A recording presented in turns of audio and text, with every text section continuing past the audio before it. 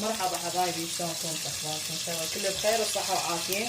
اليوم ادي اسوي مرقة الشجر، اللي هذا هو يسمونه شجر او كوسة، انه هذا بس شوية شلت من عنده لسه تشينه، يعني القشر الفوق، يعني شلون اقول لكم هيك واشيله منه، يعني هاي بعد ما قطعته انه دوائر، انه انا هيك شوي بالسكينه واحكم القشر الفوق، يعني ما اقشره، لا هيك شوي بالسكينه. بس انا هنا سالقه لحم وحمص سوا. انا جاي احمس اللحم ويا الشجر، هذا الشجر.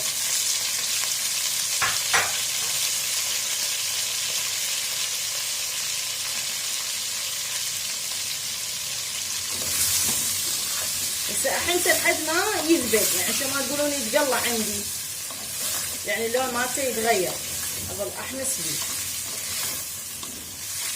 انا هنا بعدني ما ضايفه زيت، لان هذا الزيت مال اللحم، خلي اضيفه زيت شوي.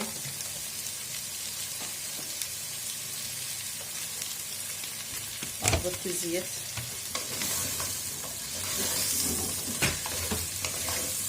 هاي اكله يعني بصراويه، فباقي المحافظات يعني يسوونها ما يسوونها ما ادري، يسوونها مرقه الشجر، اللي هي بحيث تكون نكهتها مثل مرقه الباميه، يعني اكله صيفيه.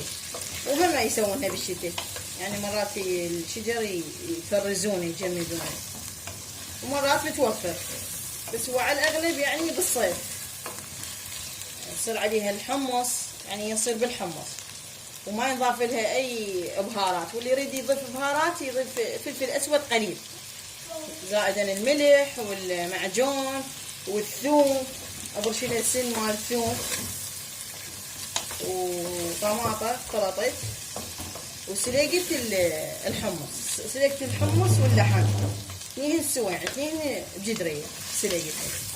فانا اتانيهن انه هذا كله يحمس يتغير اللون مالته وارجع لكم.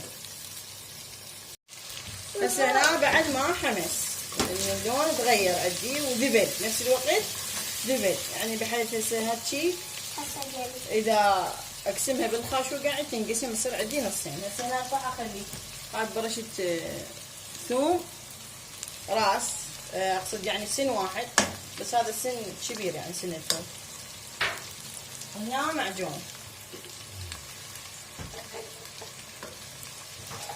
همينه راح احمسها. النوب اضيفها للطماطة،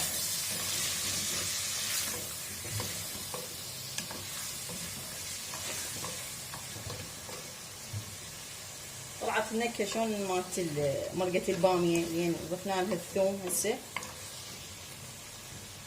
هاي بس اتانيها شوي تحمس.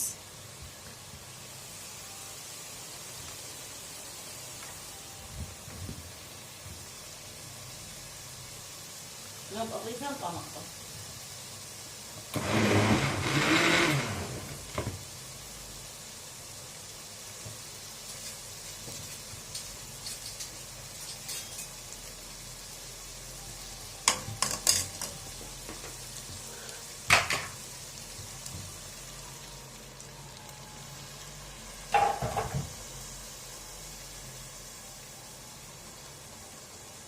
هسه ضفت الطماطة، اضيف الطماطة كلها بالجدرية وارجع لكم.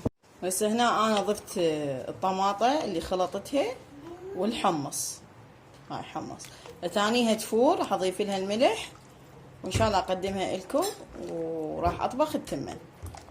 انتظروا النتيجة. وهسه حبايبي كملت ويانا الاكلة مالت اليوم، اللي هي مرقة الشجر، قدمتها على هذا الشكل. انا بعد ما ضفت اضافات للطبخة، يعني بس الملح. طبخت التمن، قدمتها على هذا الشكل، رهش، تمر، فلفل، اللبن، سويت يعني همين اللبن. ان شاء الله الوصفة مالت اليوم تعجبكم، واكلة كلش طيبة وصيفية، يعني اكلة باردة. ان شاء الله تعجبكم اليوم الاكلة والوصفة، وان شاء الله روتيناتي وكلامي خفيف عليكم،